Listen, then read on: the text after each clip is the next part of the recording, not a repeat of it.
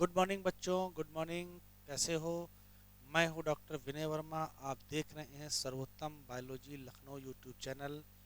Channel को subscribe करिए, video को कंप्लीट देखिए। लास्ट लेक्चर पर हम लोग इवोल्यूशन डिस्कस कर रहे थे इवोल्यूशन चैप्टर में, और इवोल्यूशन चैप्टर में हम लोग पहुंच चुके थे biological evolution. Biological evolution complete हो गया था, और बायोलॉजिकल इवोल्यूशन में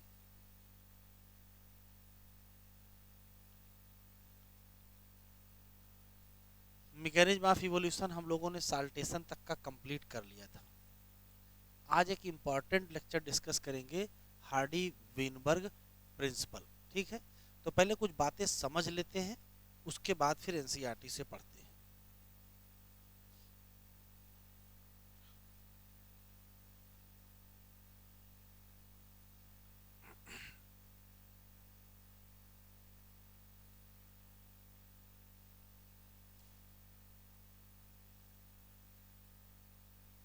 हार्डी वीनबर्ग प्रिंसिपल।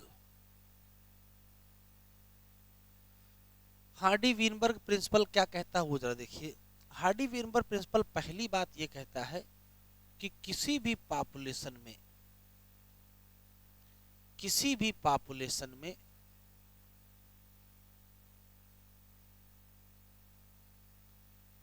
भी जीन या किसी भी अलील की फ्रीक्वेंसी को कैलकुलेट कर सकते हैं। किसी भी पॉपुलेशन में किसी भी जीन या किसी भी अलील जीन या अलील की जो फ्रीक्वेंसी है वो कैलकुलेट कर सकते हैं। कैसे? जीन या अलील की फ्रीक्वेंसी कैलकुलेट करने का फार्मूला ये है कि number of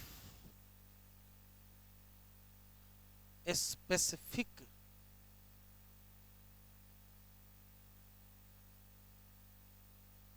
Aleel upon total number of allele. सिर्फ ये फार्मूला अगर आप यूज करेंगे तो हम इस फार्मूले की मदद से फ्रीक्वेंसी कैलकुलेट कर सकते हैं। ये अभी एग्जाम्पल से आपको समझ में आएगा कि कैसे कैलकुलेट करते हैं। देखो, मान लेते हैं कि कोई पॉपुलेशन है और इस पॉपुलेशन में 100 इंडिविजुअल है, और इस 100 इंडिविजुअल में से 3 प्रकार के इंडिविजुअल हैं। Capital a genotype, capital a genotype, small a genotype. इसको हम कहेंगे होमोजाइगस डोमिनेंट। होमोजाइगस डोमिनेंट, इसको कहेंगे हेट्रोजाइगस डोमिनेंट, और इसे कहेंगे होमोजाइगस रेसेसिव। ये मान लेते हैं कि किसी पॉपुलेशन में जिसमें 100 इंडिविजुअल हैं, उसमें से होमोजाइगस डोमिनेंट इंडिविजुअल की संख्या 35 है, हेट्रोजाइगस डोमिनेंट की संख्या 50 है, और होमोजाइगस रेसेसिव इंडिविजुअल की संख्या 15 है। ये हम मान लेते हैं। ठीक, अगर 100 इंडिविजुअल होंगे, अगर इंडिविजुअल 100 होंगे, तो इसी पर्टिकुलर पॉपुलेशन में 200 अलील होंगे। कैसे? किसी एक इंडिविजुअल में दो है ना, या तो दोनों डोमिनेंट अलील हैं, या तो एक डोमिनेंट एक रेसेसिव अलील है, या तो दोनों रेसेसिव अलील हैं। चूंकि इंडिविजुअल डिप्लॉयड होते हैं इन जनरल, तो किसी एक इंडिविजुअल में दो अलील होंगे, या तो दोनों डोमिनेंट होंगे, या तो दोनों रेसेसिव होंगे, या तो एक डोमिनेंट एक रेसेसिव होगा। तो अगर पॉपुलेशन 100 इंडिविजुअल की है तो अलील कितने होंगे? 200 होंगे। एक और खास बात, ये जो 200 अलील होंगे, इसमें से अलील तो दो ही प्रकार के होंगे, या तो डोमिनेंट अलील होंगे या तो रेसेसिव अलील होंगे, और कोई तो होगा नहीं। डोमिनेंट अलील कौन सा है? कैपिटल ए है। रेसेसिव अलील कौन सा है? स्मॉल ए है। इनके नंबर कितने होंगे? तो देखो नंबर निकाले कैसे जाते हैं आप समझिए। जैसे 35 इंडिविजुअल हैं होमोजाइगस डोमिनेंट में, मतलब किसी एक इंडिविजुअल के पास दो कैपिटल ए हैं, तो बताओ 35 इंडिविजुअल में कितने हो जाएंगे? 35:2, तो मतलब 70 तो यही हो गए। तो कैपिटल ए कितने हो गए? 35 प्लस 35। ये जोड़ क्यों दिया हमने भाई? इस कैपिटल ए 35 का, इसका भी 35। 35 लोग हैं जिनके पास दो कैपिटल ए हैं, तो 35 प्लस 35 जोड़ दिया। और देखो 50 इंडिविजुअल ऐसे हैं जिनके पास एक कैपिटल ए है, तो इसमें हमने 50 जोड़ दिया। तो इस तरीके से जोड़ेंगे तो हो जाएगा 120। तो 200 में से 120 तो हो गए डोमिनेंट अलील। अब रेशियो देखो बेटा, 15 लोग ऐसे हैं जिनके पास दो कैपिटल ए हैं। 15 लोग ऐसे हैं जिनके पास दो कैपिटल ए हैं, तो कुल कितने कैपिटल ए? तो कहोगे 30 कैपिटल ए। तो यहाँ क्या लिखोगे? यहाँ लिखोगे 15 प्लस 15 प्लस देखो 50 लोग ऐसे हैं जिनके पास एक कैपिटल स्मॉल ए है। अगर 15 लोग की बात करें तो 15 लोग हैं जिनके पास दो कैपिटल ए हैं, तो 15 प्लस 15 लिख दिया। और 50 लोग ऐसे हैं जिनके पास एक स्मॉल ए है, तो उनका भी लिख देते हैं। तो जोड़ेंगे तो कितना आ जाएगा? 80 आ जाएगा। तो भाई ये देखिए हमने निकाल दिया है। किसी पर्टिकुलर पॉपुलेशन में जिसमें 100 इंडिविजुअल थे और हर इंडिविजुअल का एक नंबर हमने मान लिया, तो अलील कितने होंगे? 200। और उसमें से डोमिनेंट कितने निकालेंगे, रेसेसिव कितने निकालेंगे, ये तरीका आप जरूर समझ लीजिए। तरीका ये है कि जितने डोमिनेंट होमोजाइगस डोमिनेंट होंगे उनको 2 बार लिखेंगे, और हेटेरोजाइगस डोमिनेंट को 1 बार लिखेंगे जैसे। और रेसेसिव निकालने पर होमोजाइगस रेसेसिव 2 बार लिखेंगे और ये 1 बार लिखेंगे, और आंसर निकल आएगा। ठीक है, अब फ्रीक्वेंसी कैलकुलेट करते हैं। तो फ्रीक्वेंसी देखो कैसे कैलकुलेट करेंगे। अगर कहा जाए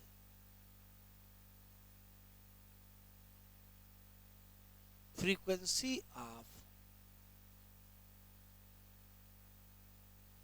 homozygous dominant individual, homozygous dominant individual की फ्रीक्वेंसी निकालना है, तो कैसे निकाला जाएगा? तो देखो एक फार्मूला पीछे बता के आए हैं। क्या? जब कभी फ्रीक्वेंसी निकालना हो तो स्पेसिफिक नंबर ऊपर रखते हैं और टोटल नंबर नीचे रखते हैं। तो रख लेते हैं। देखो यहाँ होमोजाइगस डोमिनेंट कितने हैं? 35 है, और टोटल इंडिविजुअल कितने हैं? 100। तो क्या रखेंगे? ऊपर रखेंगे 35 और नीचे रखेंगे 100, तो आंसर आ जाएगा 0.35। इसी तरीके से अगर आपसे पूछे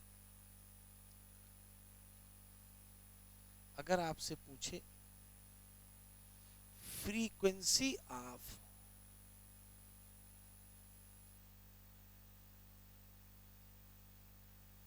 होमोजाइगस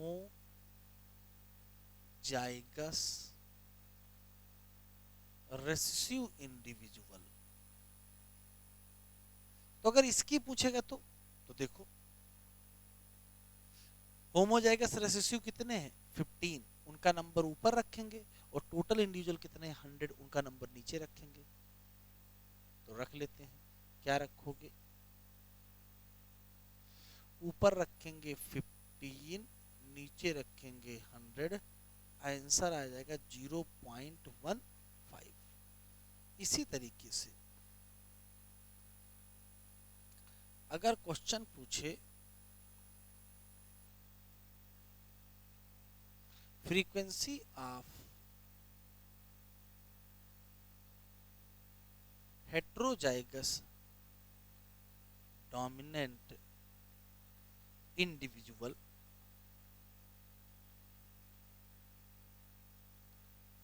हेट्रोजाइगस डोमिनेंट इंडिविजुअल की पूछेगा तो क्या कहोगे? तो कहोगे क्या, हेट्रोजाइगस डोमिनेंट का नंबर ऊपर रखेंगे, टोटल इंडिविजुअल का नंबर नीचे रखेंगे। तो ऊपर कितना रखोगे? 50। तो इसका आंसर निकालने में ऊपर रखेंगे 50, नीचे रखेंगे 100, आ जाएगा 0.50। ठीक है। अब एक बात याद रखिएगा, homozygous dominant, homozygous dominant individual, homozygous recessive individual और हेटेरोजाइगस डोमिनेंट इंडिविजुअल की फ्रीक्वेंसी को डिनोट कैसे करते हैं? तो इसकी फ्रीक्वेंसी को डिनोट करते हैं P से, इसकी फ्रीक्वेंसी को डिनोट करते हैं Q से, और इसकी फ्रीक्वेंसी को डिनोट करते हैं 2pq से। तो इसका मतलब 0.35 क्या निकला है P, 0.15 क्या निकला है Q, और 0.50 क्या निकला है 2pq निकला है। याद रखेंगे। एक और खास बात बताई है, हार्डी विनबर्ग कहते हैं कि the sum total of all allele frequency, जितने भी अलील फ्रीक्वेंसी हैं उनका सम 1 आता है। Sum total of all allele frequency या जीन फ्रीक्वेंसी या इंडिविजुअल फ्रीक्वेंसी क्या आता है? 1 आता है। कैसे? देखो देखो 1 कैसे आएगा। P, रुक जाइए बेटा, सही करना है जरा सा।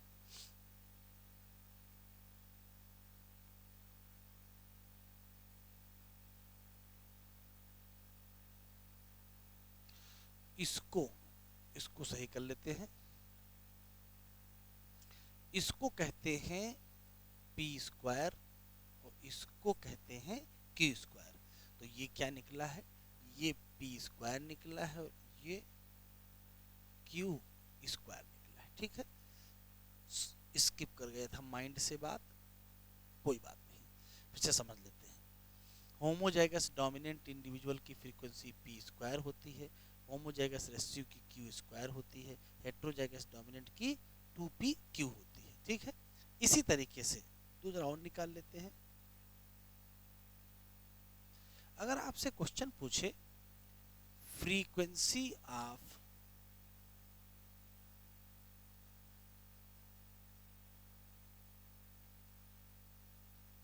डोमिनेंट अलील, अगर डोमिनेंट अलील की फ्रीक्वेंसी निकालें तो फ्रीक्वेंसी कैसे निकालोगे? तो मैंने बताया स्पेसिफिक नंबर ऊपर रखोगे, टोटल नंबर नीचे रखोगे। देखो यहाँ देखो, डोमिनेंट अलील कितने हैं? 120, और टोटल अलील कितने हैं? 200। तो ऊपर क्या रखोगे बेटा? ऊपर रखोगे 120, नीचे रखोगे 200। तो आंसर कितना आ जाएगा? आंसर आ जाएगा 0.6। इसी तरीके से अगर आपसे क्वेश्चन पूछे फ्रीक्वेंसी ऑफ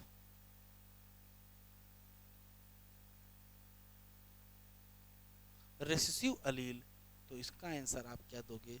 तो उस रेसेसिव अलील कितने थे बेटा? देखो रेसेसिव अलील देखो कितना 80 है और टोटल कितने हैं? 200। तो ऊपर रखोगे 80, नीचे रखोगे 200, आंसर आ जाएगा 0.4।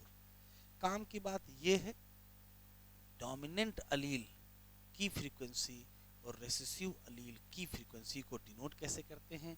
तो डोमिनेंट अलील की फ्रीक्वेंसी को P से डिनोट करते हैं और रेसेसिव अलील की फ्रीक्वेंसी को Q से डिनोट करते हैं। ठीक है, हार्डी विनबर्ग के प्रिंसिपल में ये बताया गया है कि sum total of all allele frequency equal to 1। इसका मतलब है कि P plus Q equal to क्या आना चाहिए? 1 आना चाहिए। देखो P की वैल्यू कितनी है? 0.6 और Q की वैल्यू कितनी है? 0.4। तो आंसर क्या आ गया? 1 आ गया। ठीक है, हार्डी विनबर्ग कहते हैं sum total of all allele frequency equal to 1, और यहाँ 1 आ गया है। और देखो पीछे यहाँ 3 फ्रीक्वेंसी हम लोगों ने, तो हमारे पास कुल 5 फ्रीक्वेंसी हैं बस। डोमिनेंट अलील की फ्रीक्वेंसी P, रेसेसिव एलील की फ्रीक्वेंसी Q, होमोजाइगस डोमिनेंट की P स्क्वायर, होमोजाइगस रेसेसिव की Q स्क्वायर और हेट्रोजाइगस डोमिनेंट की 2PQ। बस सम टोटल क्या होना चाहिए 1। यहां भी देख लेते हैं, यहां देखिए P square Q square plus 2PQ plus 2PQ, इसका सम 1 होना चाहिए। ये हार्डी वीनबर्ग का प्रिंसिपल कहता है। वैल्यू रख के लेते हैं। पी स्क्वायर की वैल्यू कितनी है बेटा? पी स्क्वायर की वैल्यू है 0.35, क्यू स्क्वायर की 0.15 और 2p की वैल्यू है 0.50। आंसर कितना आ जाएगा? 1 आ जाएगा। इस इक्वेशन को, ये इक्वेशन लिखी है, इसी को कहते हैं हार्डी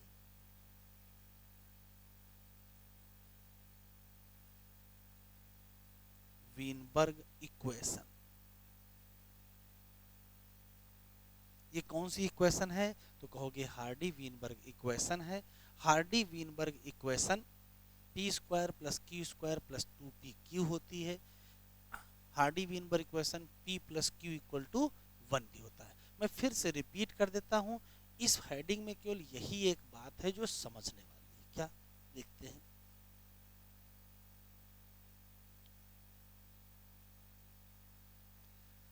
हार्डी वीनबर्ग प्रिंसिपल कहता है कि किसी भी पॉपुलेशन में किसी जीन या किसी अलील के अकरेंस की जो फ्रीक्वेंसी है उसको हम कैलकुलेट कर सकते हैं। कैसे? उसका नंबर ऊपर रखोगे, टोटल नंबर नीचे रखोगे, आंसर आ जाएगा। देखो, किसी 100 इंडिविजुअल की पॉपुलेशन में क्या हुआ है? कैपिटल ए वाले इंडिविजुअल 35 हैं, कैपिटल ए स्मॉल ए वाले 50 हैं, स्मॉल ए वाले 15 हैं। हमने ये अलील निकाल के दिखाया। इंडिविजुअल 100 हैं तो अलील 200 होंगे। उसमें से डोमिनेंट अलील कितने, रेसेसिव अलील कितने, निकालने का तरीका, जितने लोग होमोजाइगस डोमिनेंट होंगे वो 2 बार लिखोगे, जितने लोग हेट्रोजाइगस डोमिनेंट होंगे वो 1 बार लिखोगे और जोड़ दोगे, आंसर आ जाएगा। जब डोमिनेंट अलील निकाल लो, रेसेसिव अलील निकाल लो, सबके नंबर, तो हमारे पास 5 डाटा हैं। होमोजाइगस डोमिनेंट का नंबर, हेट्रोजाइगस डोमिनेंट का नंबर, होमोजाइगस रेसेसिव का नंबर, डोमिनेंट अलील का नंबर और रेसेसिव अलील का नंबर है। तो हम 5 फ्रीक्वेंसी कैलकुलेट कर सकते हैं। कौन कौन सी? देखो, जैसे हम डोमिनेंट अलील की फ्रीक्वेंसी कैलकुलेट करेंगे, हम रेसेसिव अलील की फ्रीक्वेंसी कैलकुलेट करेंगे। कैलकुलेट करने के बाद बताया है कि सम टोटल कितना होगा 1। हमने जोड़ के देख लिया। आप कोई भी कैलकुलेशन करिए, यदि सम टोटल 1 आ रहा है इसमें, इसका मतलब आपका आंसर सही है। ठीक है। और फिर देखो क्या किया हमने, होमोजाइगस डोमिनेंट की फ्रीक्वेंसी निकाली, होमोजाइगस रेसेसिव की निकाली, हेट्रोजाइगस डोमिनेंट की निकाली कैसे? उनका नंबर ऊपर रखा, टोटल नंबर नीचे रखा, आंसर निकाल दिया। होमोजाइगस डोमिनेंट की फ्रीक्वेंसी को पी स्क्वायर कहते हैं, होमोजाइगस रेसेसिव को क्यू स्क्वायर कहते हैं और हेट्रोजाइगस को 2pq कहते हैं। फिर वही बहानी है, सम टोटल क्या होता है? 1 होता है। सम टोटल 1 होना ही चाहिए, यहाँ भी 1 हुआ है। इसको कहते हैं हार्डी वीनबर्ग इक्वेशन। ये है क्या वास्तव में? ये p प्लस क्यू का होल स्क्वायर लिखा है। ये वास्तव में एक बाइनोमियल एक्सप्रेशन है। ठीक। अब सवाल ये है कि चलो अच्छा ठीक है, हम लोगों ने फ्रीक्वेंसी कैलकुलेट कर ली। मैं फिर से रिपीट कर रहा हूं काम की बात। हार्डी वीनबर्ग प्रिंसिपल कहता है कि किसी भी पॉपुलेशन में जीन फ्रीक्वेंसी को कैलकुलेट कर सकते हैं, ये एक बात। दूसरी बात ये कह रहा है कि कैलकुलेट करोगे तो जो सम टोटल आएगा वो 1 आएगा, वो भी कैलकुलेट कर देख लिया। तीसरी जो बात बताई है कि किसी भी पॉपुलेशन में, ध्यान से सुनिएगा, किसी भी पॉपुलेशन में किसी भी जीन या किसी भी अलील की फ्रीक्वेंसी कांस्टेंट होती है या उस पॉपुलेशन का जीन पूल कांस्टेंट होता है या पॉपुलेशन जेनेटिक इक्विलिब्रियम में होती है। अगर पॉपुलेशन बड़ी है और पॉपुलेशन रैंडम मेटिंग है, इसी बात को हार्डी वीनबर्ग लॉ कहते हैं या हार्डी वीनबर्ग प्रिंसिपल कहते हैं। क्या कहा जरा देखो, इन्होंने कहा है कि किसी भी पॉपुलेशन में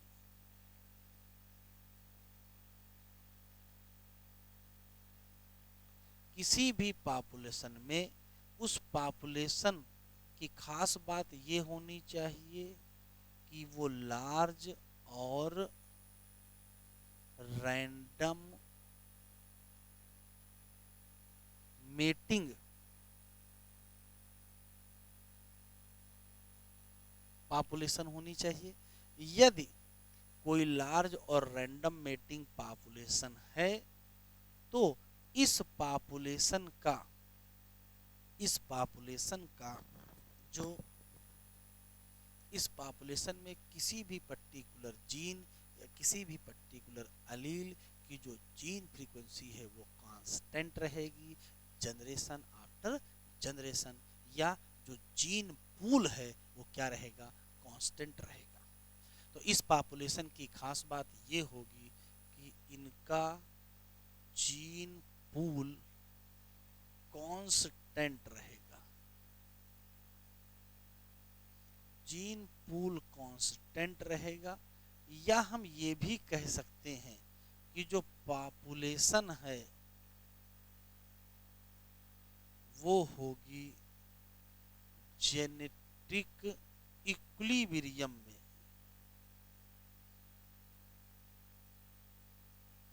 ये काम की बात है, याद रखिएगा, बहुत इंपॉर्टेंट चीज लिखी यहाँ।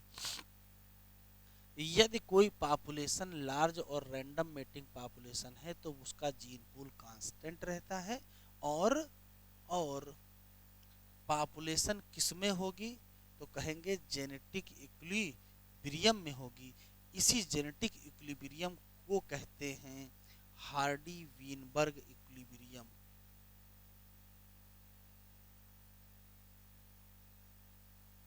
Hardy Weinberg equilibrium. ठीक है, एक क्वेश्चन तो ये हो गया। दूसरा, कब large and random mating population में जो जीन की फ्रीक्वेंसी होगी या एलील की फ्रीक्वेंसी होगी,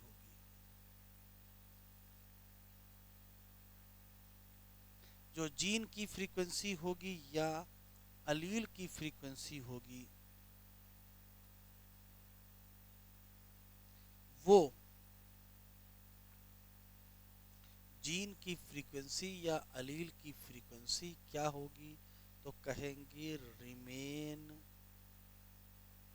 कांस्टेंट। ये कांस्टेंट होगी कब तो कहोगे जनरेशन आफ्टर जनरेशन। मैं फिर से रिपीट करता हूं, हार्डी वीनबर्ग लॉ क्या कहता है।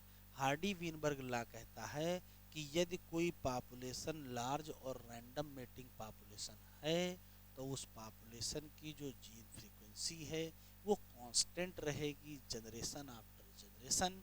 या पॉपुलेशन किस में रहेगी, जेनेटिक इक्विलिब्रियम में, या किस में रहेगी, हार्डी वीनबर्ग इक्विलिब्रियम में। या कह सकते हो उस पॉपुलेशन का जीन पूल कांस्टेंट रहेगा। इसका मतलब समझ लो क्या है, जेनेटिक इक्विलिब्रियम में जो होगा उसमें क्या नहीं होगा, नो इवोल्यूशन, उसमें इवोल्यूशन नहीं हो सकता है। तो इसको पलट देते हैं, यदि हम चाहते हैं कि किसी पॉपुलेशन में इवोल्यूशन हो तो क्या करें, तो हमको जीन फ्रीक्वेंसी चेंज करनी पड़ेगी, ये कांस्टेंट नहीं रखना पड़ेगा। तो काम की बात देखो, फॉर इवोल्यूशन, इवोल्यूशन तभी हो सकता है, फॉर इवोल्यूशन ये शर्त है। क्या शर्त है, शर्त है कि जो जीन की फ्रीक्वेंसी है must be changed, gene frequency must be changed होनी ही चाहिए। अब जीन फ्रीक्वेंसी कैसे चेंज्ड होगी, या या कह सकते हो जेनेटिक इक्विलिब्रियम मस्ट बी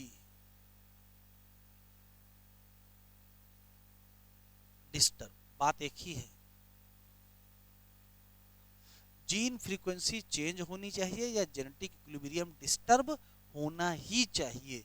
क्या अगर इवोल्यूशन चाहते हो तो फिर कौन चेंज करेगा? जीन फ्रीक्वेंसी को डिस्टर्ब कौन करेगा?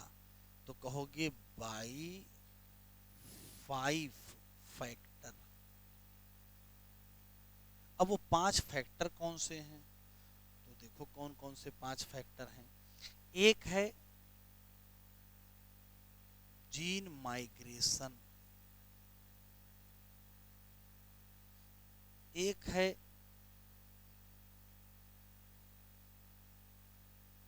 Genetic drift,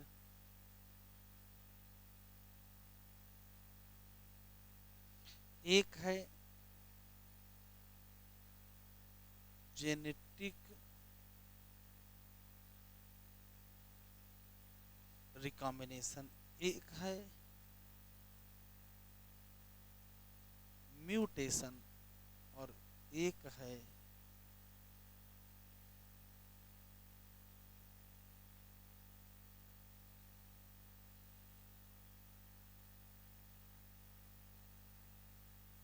natural selection. देखिए ध्यान से सुनिएगा, फिर से सुनते हैं, काम की बात है ये।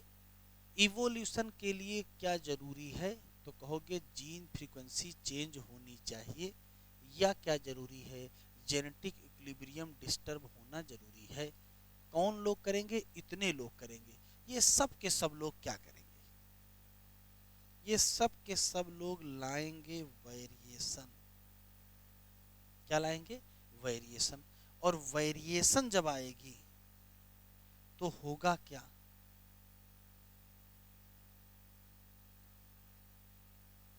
इवोल्यूशन। अगर वेरिएशन आएगी तो क्या होगा? आंसर देंगे इवोल्यूशन होगा। ठीक है, मैं फिर से रिपीट कर रहा हूं। इवोल्यूशन के लिए जीन फ्रीक्वेंसी चेंज होना जरूरी है, और जीन फ्रीक्वेंसी चेंज तभी होगी जेनेटिक इक्विलिब्रियम डिस्टर्ब होगा। जेनेटिक इक्विलिब्रियम डिस्टर्ब करने के लिए हमको 5 चीजें चाहिए, और वो 5 चीजें कौन सी हैं? वो जीन माइग्रेशन है, जेनेटिक ड्रिफ्ट है, जेनेटिक रिकॉम्बिनेशन है, म्यूटेशन है और नेचुरल सिलेक्शन है। ठीक है, एक एक करके हमको पढ़ना है।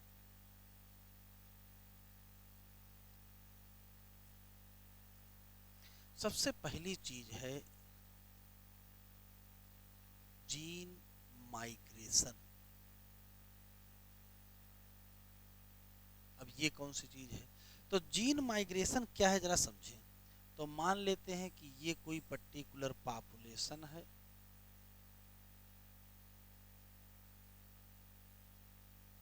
ये दूसरी कोई पॉपुलेशन है,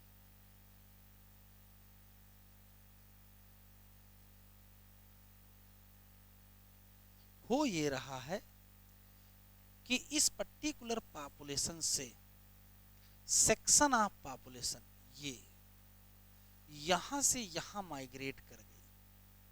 तो जब सेक्शन ऑफ पॉपुलेशन यहां से वहां माइग्रेट करेगी तो इस पर्टिकुलर पॉपुलेशन में जो जीन फ्रीक्वेंसी होगी, जो भी जीन फ्रीक्वेंसी होगी वो चेंज्ड हो जाएगी। और यहां भी यही हाल होगा, यहां भी जो जीन फ्रीक्वेंसी होगी वो भी क्या हो जाएगी? चेंज हो जाएगी। तो सवाल ये है कि जब कभी कोई पॉपुलेशन के बीच सेक्शन ऑफ पॉपुलेशन यहां से वहां या वहां से यहां चली आती है तो दोनों पॉपुलेशन की जो जीन फ्रीक्वेंसी होती है वो क्या हो जाती है? चेंज हो जाती है। इसी घटना को कहते हैं क्या? Gene migration. अगर ये रिपीटेड टाइम होने लगे, अगर ये माइग्रेशन रिपीटेड टाइम होने लगे तो जीन माइग्रेशन का ही नाम बदल के, जीन माइग्रेशन का ही नाम बदल के जीन फ्लो कहते हैं। तो जीन फ्लो क्या है? तो gene flow is the repeated gene migration. Gene migration क्या है? जब सेक्शन ऑफ पॉपुलेशन एक पॉपुलेशन से दूसरी पॉपुलेशन माइग्रेट कर जाती है, इसी को कहते हैं क्या? जीन माइग्रेशन या जीन फ्लो। दूसरा देखते हैं, दूसरा है genetic drift.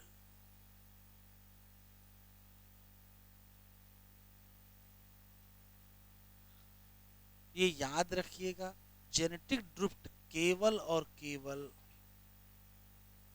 Small and isolated population पर लागू है। स्मॉल एंड आइसोलेटेड पॉपुलेशन पर लागू है, लार्ज पॉपुलेशन पर लागू नहीं है। एक क्वेश्चन है क्या? देखो, जेनेटिक ड्रिफ्ट वास्तव में है sudden change in gene frequency. ये sudden change in gene frequency है, किसके द्वारा? Chance event. अब चांस इवेंट जैसे कोई नेचुरल कैलामिटी हो जाए, नेचुरल कैलामिटीज, कोई प्राकृतिक आपदा आ जाए और अचानक कुछ लोगों की डेथ हो जाए, ये क्यों? तो यहाँ चांस इवेंट से होता क्या है? सडन डेथ हो जाती है, सडन डेथ। और सडन डेथ होने के नाते उस पर्टिकुलर पॉपुलेशन की फ्रीक्वेंसी क्या होती है? बदल जाती है। ऐसे केस में घटना होने के बाद, कोई भी घटना घट गई, सेक्शन ऑफ पॉपुलेशन मर गया, उसके बाद जो लोग बचते हैं उनको member of original drifted population कहते हैं। तो जो मेंबर बचेंगे, member of original drifted population, member of original drifted population को कहा जाता है फाउंडर्स ऑफ न्यू पॉपुलेशन, और इसी को कहते हैं फाउंडर्स इफेक्ट। क्या कहते हैं? इसी को कहते हैं फाउंडर्स इफेक्ट। मैं फिर से रिपीट कर रहा हूं, जेनेटिक ड्रिफ्ट क्या है? तो पहली बात तो जेनेटिक ड्रिफ्ट का सिद्धांत केवल स्मॉल आइसोलेटेड पॉपुलेशन पर लागू है। दूसरा सवाल ये है क्या? ये sudden change in gene frequency है। क्यों होती है? किसी चांस इवेंट के द्वारा होती है, जैसे कोई नेचुरल कैलामिटी हो जाए और उससे सडन डेथ हो जाए इंडिविजुअल्स की, कुछ इंडिविजुअल की, तो जीन फ्रीक्वेंसी चेंज हो जाएगी। उसके बाद जो मेंबर्स बचेंगे ड्रिफ्टेड पॉपुलेशन के, उन ड्रिफ्टेड पॉपुलेशन के मेंबर को कहा जाता है फाउंडर्स ऑफ न्यू पॉपुलेशन, और इसी को कहते हैं फाउंडर्स इफेक्ट। अगला देखो,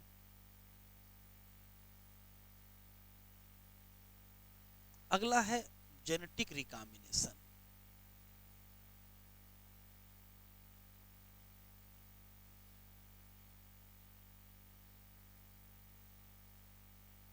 जेनेटिक रिकॉम्बिनेशन,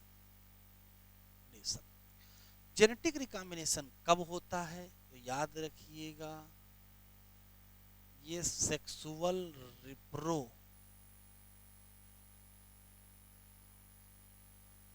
में होता है। और सेक्सुअल रिप्रोडक्शन में ये कब होता है? क्रॉसिंग ओवर और फर्टिलाइजेशन।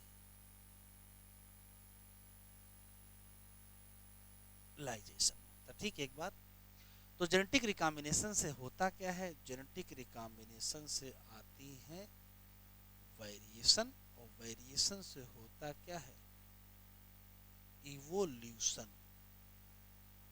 ठीक है, तो जेनेटिक रिकॉम्बिनेशन से इवोल्यूशन होता है, वेरिएशन आती हैं, तो इसका मतलब इससे भी फ्रीक्वेंसी चेंज हो जाती है। बाकी इसमें कुछ नहीं पड़ना है विशेष बात। अगला क्या है? म्यूटेशन। अब म्यूटेशन की कहानी देख लीजिए, पहले से पता ही है क्या, सडन अपीयर हो जाती हैं लार्ज वेरिएशन, और जब सडन अपीयर हो जाएंगे लार्ज वेरिएशन तो हो सकता है कि इसी से क्या हो जाए, इवोल्यूशन हो। बस ये काम की बात ये है कि यहाँ जो म्यूटेशनल वेरिएशन है,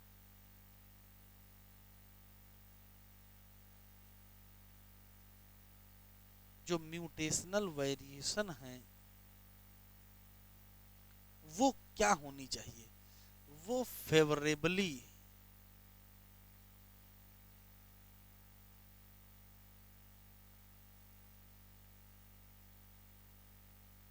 सेलेक्ट होनी चाहिए।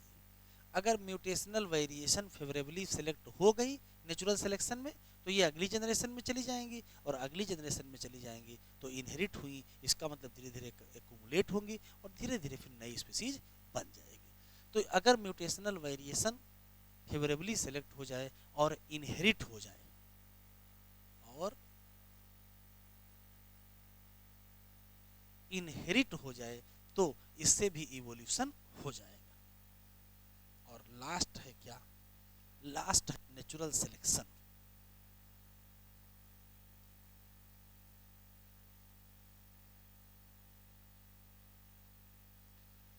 नेचुरल सिलेक्शन में आपको पहले से ही पता है कि यदि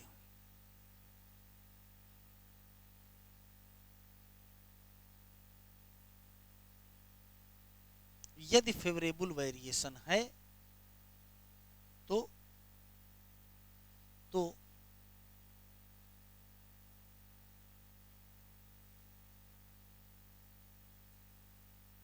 नेचुरल सिलेक्शन में वो इंडिविजुअल क्या कर जाएगा, सरवाइव कर जाएगा। जिस इंडिविजुअल के पास फेवरेबल वेरिएशन होती है वो सरवाइव करेगा। अब ये जब सरवाइव करेगा तो जो भी वेरिएशंस होंगी वो इनहेरिट हो जाएंगी, और उससे फिर बनेगी क्या, न्यू पॉपुलेशन। तो नेचुरल सिलेक्शन से भी वेरिएशन आती हैं, क्योंकि जो वेरिएशन आएंगी उसमें से जो फेवरेबल वेरिएशन होंगी वो अगली जनरेशन में चली जाएंगी, और जो फेवरेबल नहीं होंगी वो अगली जनरेशन में नहीं जाएगी। ऐसे धीरे धीरे वेरिएशन का एक्यूमुलेशन होगा और न्यू स्पीसीज बनेगी। लेकिन जो नेचुरल सिलेक्शन है वो 3 तरीके से ऑपरेट करता है। 3 टाइप कौन सा, जरा देखो। एक का नाम है स्टेबिलाइजिंग सिलेक्शन,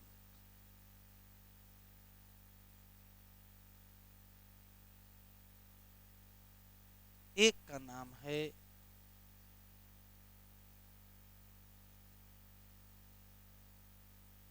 डायरेक्शनल सिलेक्शन, और एक का नाम है डिसरप्टिव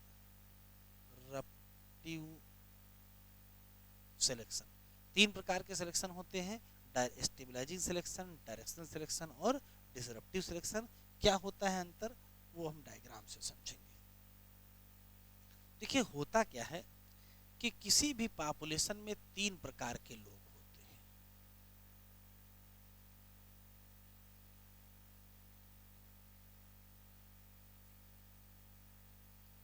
किसी भी पॉपुलेशन में 3 प्रकार के लोग होते हैं। कौन कौन से, देखो। इन जनरल होता क्या है कि पॉपुलेशन में ज्यादातर लोग एवरेज होते हैं, और एवरेज का अगर हम जीनोटाइप की बात करें तो मान लेते हैं वो कैपिटल ए स्मॉल होगा। इनसे कम होते हैं कैपिटल ए वाले, और उनसे कम होते हैं स्मॉल ए वाले। किसी भी पॉपुलेशन में एवरेज लोग ज्यादा होते हैं, ठीक है। समय के साथ पॉपुलेशन में चेंज देखिएगा क्या है। अगर ये हो जाए, कि समय के साथ पॉपुलेशन में ये चेंज आए कि पॉपुलेशन में एवरेज वाले लोग और ज्यादा हो जाए।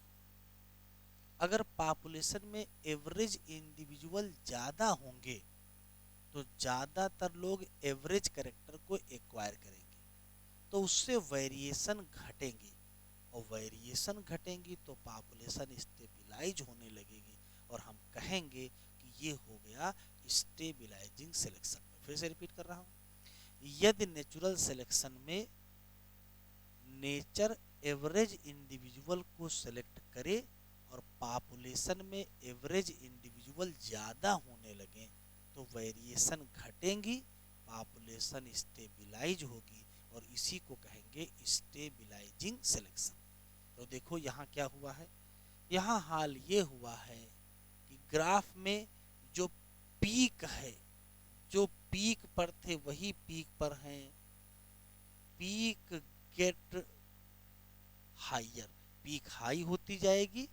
इस केस में मोर इंडिविजुअल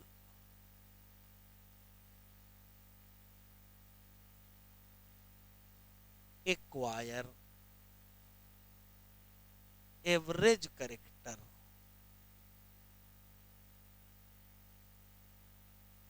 ज्यादातर एवरेज कैरेक्टर वाले इंडिविजुअल हो जाएंगे, पॉपुलेशन स्टेबलाइज कर जाएगी, इसमें वेरिएशन रिड्यूस होंगी, वेरिएशन रिड्यूस होंगी, और पॉपुलेशन स्टेबलाइज कर जाएगी। ठीक है, इस प्रकार के सिलेक्शन को कहते हैं स्टेबलाइजिंग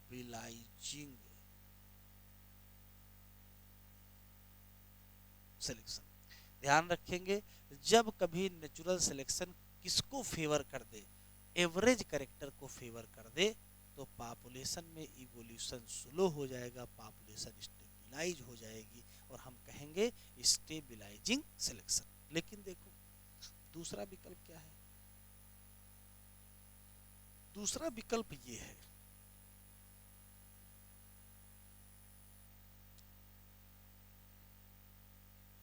दूसरे विकल्प की स्थिति ये है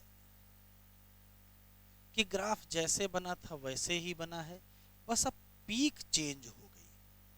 पहले पीक पर कौन थे, कैपिटल ए स्मॉल ए वाले, अब पीक पर दूसरे लोग पहुंच जाएंगे, अब कैपिटल ए हो गए।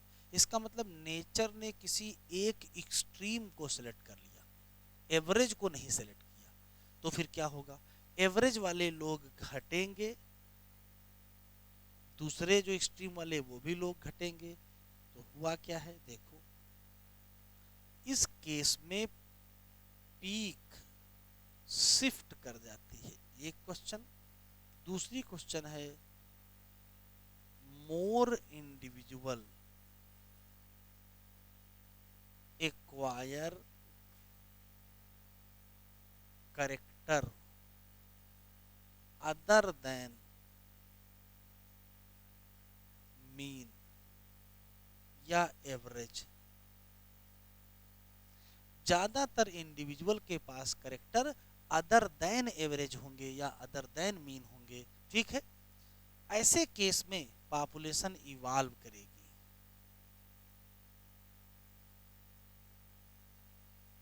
पॉपुलेशन इवॉल्व इन डायरेक्शन, किसी एक डायरेक्शन में इवॉल्व करेगी, और इसी नाते इसको कहते हैं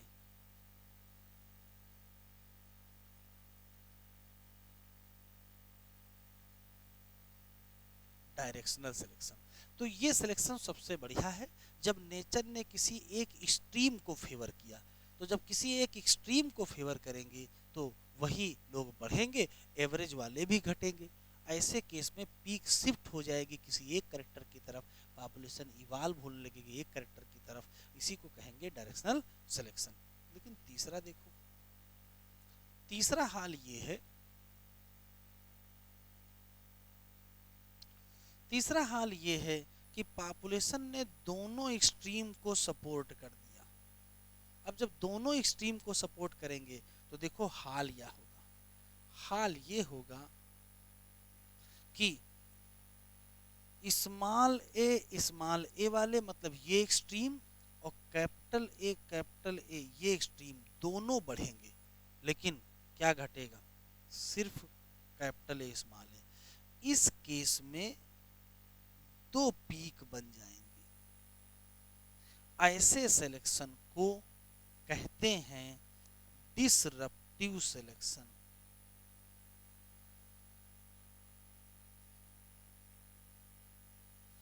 डिसरप्टिव सिलेक्शन का मतलब होता है जब नेचर दोनों एक्सट्रीम को सेलेक्ट कर दे। तो नेचर अगर दोनों एक्सट्रीम को सेलेक्ट कर लेगी तो पॉपुलेशन में दो दिशाओं में इवोल्यूशन होने लगेगा। ठीक है, इसको कहेंगे डिसरप्टिव सिलेक्शन।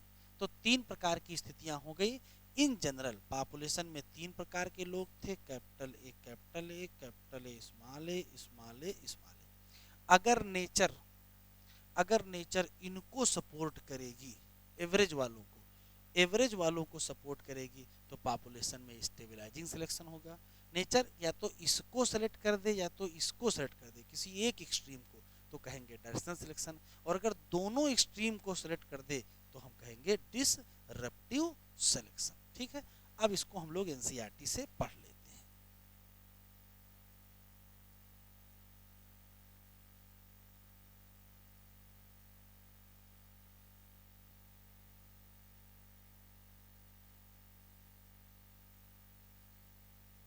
तो एनसीईआरटी से एक एक चीज देख लेते हैं अब कैसे क्या लिखा है। लिखा है in given population we can find क्या frequency of occurrence of allele of a gene या locus. Frequency remain fixed and remain same through generation. Hardy Weinberg state it by using क्या अलजेब्रिक इक्वेशन। इक्वेशन कौन सी है अभी आगे मिलेगी। This principle कहता है क्या, अलील फ्रीक्वेंसी इन ए पॉपुलेशन कैसी होती है, स्टेबल होती है और क्या होती है, constant from generation to generation. इसका मतलब क्या है कि जो जीन पूल है वो क्या रहेगा, कांस्टेंट रहेगा। अब जीन पूल क्या होता है, तो किसी पॉपुलेशन की जो टोटल जीन होती है उसको जीन पूल कहते हैं। इसी को कहते हैं genetic equilibrium. The sum total of all allele frequency is 1। एक बार individual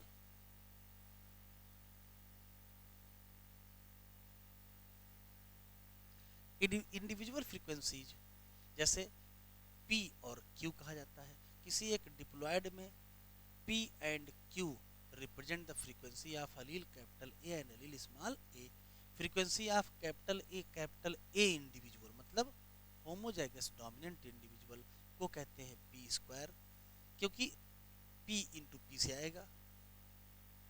this is simply state in another where जब क्या probability that allele A with frequency P appear on क्या बोथ क्रोमोसोम। इसी तरीके से ये P स्क्वायर है। इसी तरीके से अगर हम स्मॉल ए की फ्रीक्वेंसी निकालें तो ये क्या होगी, Q स्क्वायर होगी। और कैपिटल ए स्मॉल ए की निकालें तो क्या होगी, 2PQ होगी। P square plus 2PQ plus Q square equal to 1।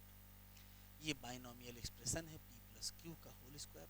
When frequency measured अगर नापी जाए और कह रहा है ये डिफर हो जाए कहाँ से, एक्सपेक्टेड वैल्यू, तो जो डिफरेंसेज हैं या जो डायरेक्शन है वो इंडिकेट करेंगे किसको, इवोल्यूशनरी चेंजेज को। डिस्टरबेंस जरूरी है किसमें, जेनेटिक इक्विलिब्रियम या किसमें, हार्डी वीनबर्ग इक्विलिब्रियम। मतलब चेंज होना चाहिए क्या, जीन फ्रीक्वेंसी ऑफ एलील, तभी क्या होगा, इवोल्यूशन होगा। 5 फैक्टर हैं जो प्रभावित करेंगे किसको, हार्डी वीनबर्ग को। कौन से, देखो दीज आर, ये जीन माइग्रेशन या जीन फ्लो होगा, जेनेटिक ड्रिफ्ट होगा, म्यूटेशन होगा, जेनेटिक रिकॉम्बिनेशन होगा और नेचुरल सिलेक्शन होगा। When migration of section of population to another place या another population, gene frequency change हो जाएगी ओरिजिनल पॉपुलेशन में भी और नई पॉपुलेशन में भी, क्योंकि कुछ जीन ऐड हो जाएंगे न्यू पॉपुलेशन में, जबकि कुछ क्या हो जाएंगे, लास्ट हो जाएंगे ओल्ड पॉपुलेशन में। जीन फ्लो क्या है, अगर there would be a gene flow. इसी को अब अगर जीन माइग्रेशन क्या हो, मल्टीपल, बार बार जीन माइग्रेशन हो तो जीन माइग्रेशन से अच्छा है उसको हम क्या बोले, जीन फ्लो बोले। इफ सेम मतलब जीन चेंज हो जाए बाई किसके द्वारा, चांस, तो इसी का नाम जेनेटिक ड्रिफ्ट। क्या, चेंज इन फ्रीक्वेंसी इतना डिफरेंट हो जाए कि न्यू सैंपल ऑफ पॉपुलेशन मिले, जिसको हम क्या कहें, डिफरेंट स्पीसीज।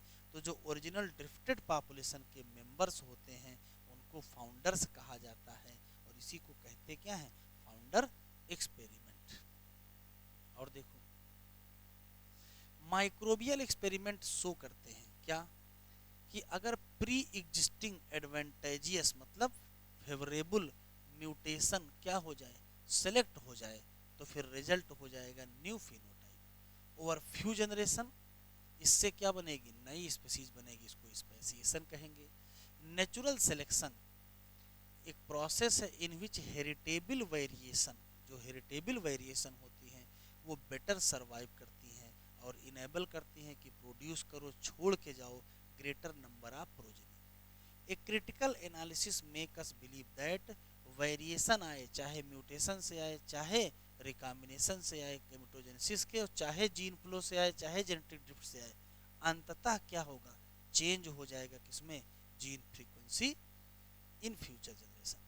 कह रहा couple to enhance reproductive success, natural selection make it look like different population. Natural selection का भविष्य है, ये हो सकता है कि स्टेबलाइजेशन कर दे, जिसमें मोर individual acquire mean character value, ज़्यादातर एवरेज वाले आ जाएं, या हो सकता है डायरेक्शनल चेंज लाए, जिसमें मोर individual acquire values other than mean, अगर अदर देन मीन हो जाए तो ये हो जाएगा।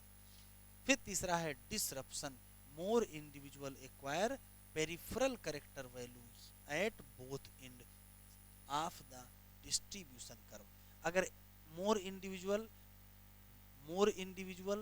क्या ले आए, तो मोर इंडिविजुअल ले आए एक्वायर करेक्टर, तो ये stabilizing, more individual other than acquire तो ये डायरेक्शनल, और अगर पेरिफेरल करेक्टर वैल्यू दिखाई पड़ने लगे, दोनों स्ट्रीम दिखने लगे, तो इसको कहेंगे क्या, डायरेक्शनल। एनसीईआरटी का ये देखो डायग्राम देख लो।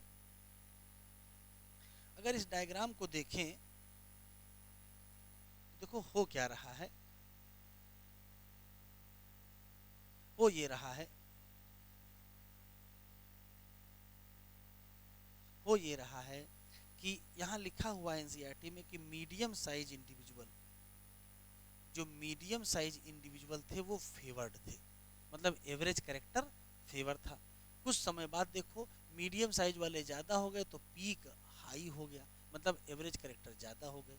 इसमें देखो पीक शिफ्ट कर गई है एक दिशा में, जो करेक्टर सेलेक्ट हुआ होगा उस दिशा में सेलेक्ट हो गई है, और यहाँ देखो दो पीक बन गई। तो ये है स्टेबलाइजिंग सिलेक्शन, ये है डायरेक्शनल सिलेक्शन, और ये है क्या, डिसरप्टिव सिलेक्शन। इस चैप्टर में एक लेक्चर बेटा और बचा है, ब्रीफ अकाउंट ऑफ इवोल्यूशन और ह्यूमन इवोल्यूशन, वो हम आपको अगले लेक्चर पर पढ़ाएंगे। ठीक है, बाय बाय।